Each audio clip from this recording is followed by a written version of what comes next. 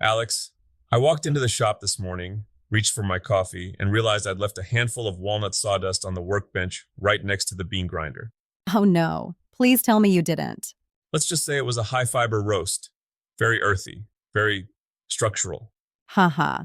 Honestly, at this point, I think your blood type is just tight bond 2. Welcome back to the TigerDen podcast, everyone. It's Tuesday, February 3rd, 2026. I'm Alex, and with me is the man who apparently prefers his caffeine with a side of hardwoods, Tiger. It builds character, Alex, and a very rough digestive tract. But hey, we're not here to talk about my poor morning decisions. We've got a massive day today. We're talking battery-powered welding, which still feels like sci-fi to me, the secret sauce of the electrical trades, and how to actually make a mortgage payment selling things you made in your garage. All right, let's start with the heavy metal. You were reading that 2026 fabrication forecast. 70% of fabricators are looking at new press brakes. That sounds like a lot of heavy machinery moving around this year. It's a huge shift toward precision. But the thing that stopped me in my tracks was the ESAB launch. They just dropped these battery-powered welding tractors, the Track Fender series. Wait, hold on. A tractor? When I hear tractor, I think John Deere and hay bales. I'm assuming we aren't plowing fields with a MIG welder. Not unless you want a very expensive, very small furrow. No, these are automated carriages. You set them on a rail or a wheel path, and they carry the torch for you. But here's the thing. Nobody tells you about industrial welding. The cord dance is the bane of a fabricator's existence. You're trying to weld a 50-foot seam on a tank or a bridge girder, and you're constantly fighting 300 pounds of copper cable getting snagged on a corner. So these are cordless? Like my drill? Exactly. Battery powered. You can take industrial scale automation into the middle of a literal field or the top of a skyscraper without dragging a generator tether behind you. Ask me how I know how much that sucks. I'm guessing there's a story involving a ladder and a very angry foreman. 20 years ago, let's just say I learned that gravity is much stronger than a 220-volt extension cord. Seeing guys today able to just pick up a tractor and go, it's a different world. It's like when we went from corded circular saws to battery ones. People laughed until they didn't have to spend 30 minutes untangling knots. It's cool to see companies like Co-Press Equipment celebrating 50 years too. Started in a garage in '76. That's the dream, right? That's the only dream. Every empire starts with one person tripping over a bucket of scrap in a shared garage. Speaking of empires, let's talk about the people keeping the lights on in them. We're looking at the connected electrician today. You're always telling apprentices to stay off their phones in the shop, but now you're saying they need to be online? I'm a hypocrite, Alex. We've established this. But seriously, the electrical trade is changing. It's not just pulling Romex anymore. It's safety leadership and digital specs. Electrical Contractor magazine just revamped their whole setup. Digital brochures on safety leadership for guys moving into foreman roles. Okay, but what about the old school guys? You know, the ones who think safety leadership is just wearing a slightly newer pair of boots. They're the ones who get left behind. Here's the TigerDen pro tip. Don't isolate yourself. If you're an apprentice or even a master, you need a hive mind. There's a forum called Electrician Talk. Is that just guys complaining about plumbers? About 40% of it is, yeah? The other 60% is pure gold.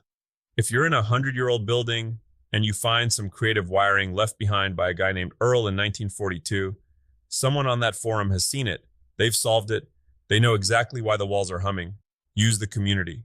Don't be the guy who thinks he has to invent the wheel every Monday morning. I like that. The walls are humming is a terrifying sentence, by the way. Let's move to something a bit more profitable. The Maker Mogul section. You're telling me people are making real money on Amazon now? I thought that was just for, stuff made in massive factories. That's the trap.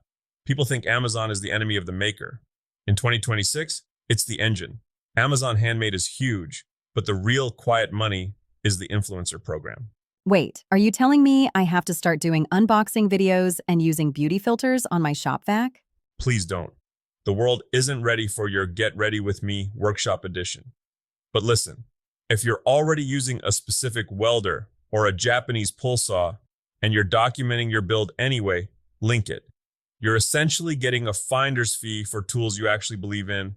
It's passive income. It's the earn while you sleep part of the business. Okay, but for the person actually selling physical products, what's the move right now? It feels like the market is flooded. You've got to niche down. Don't just make wooden boxes. Make a custom organizer for the Milwaukee M18 battery lineup with a built-in magnetic bit holder. Specific. I like it. Specificity is the antidote to competition. If you're the only person making a very specific solution for a very specific group of people, you don't have to compete on price. And use tiered pricing: good, better, best. Give people a path to spend more money with you. Here is the box, here is the box with a lid, and here is the box that was touched by Tiger. Exactly. The third one costs 5 times as much and comes with a light dusting of walnut sawdust coffee. Let's get into the DIY mastery side. This is for the person who isn't trying to start a factory, but just wants to make something cool this weekend. You mentioned end grain cutting boards are still king. Isn't that a bit 2015? It's a classic for a reason. They call it functional art. If you use scrap hardwoods, the stuff most people throw away, your profit margin is astronomical. But people get intimidated because they think they need a massive shop.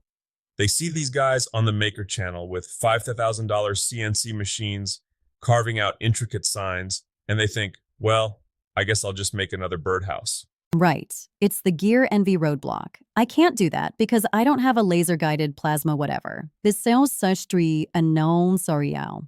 Here's the thing nobody tells you. Some of the best-selling custom signs I've ever seen were made with a $90 trim router and a piece of carbon paper. Carbon paper, like the stuff from the 80s. Old school. Print your design, trace it onto the wood with carbon paper, and just follow the lines with a small router bit. Or the floating letter technique. Use a scroll saw to cut letters out of a different wood and glue them onto a backer. It looks three-dimensional, professional, and you didn't need to program a single line of G code. So you're saying it's about the eye, not the equipment? Always. I've seen people with 10 grand and tools make garbage, and I've seen guys with a chisel and a dream make heirlooms. The high profit stuff is about the finish and the story. People aren't buying a piece of wood. They're buying the fact that a human being spent 4 hours making it perfect. That's a good place to wrap, I think. Whether you're a pro electrician looking for your next career jump or just someone trying to figure out how to use a scroll saw without losing a fingernail, there's a path for you here. And that's the real takeaway for today. Don't wait for the perfect tool or the perfect shop layout. The ESAB guys started somewhere. Co-Press started in a garage. I started by ruining a perfectly good dining room table in my apartment. Haha, I'm sure your landlord loved that. He did not. But the point is, your edge, the thing that makes you a better maker or a better tradesperson, isn't something you buy. It's something you build, one mistake at a time. Just try not to drink the sawdust. Wise words. If you want to dive deeper, check out the TigerDen learning paths. Whether you're looking to explore the trades, become a maker mogul, or achieve DIY mastery. Go get your hands dirty. We'll see you in the shop.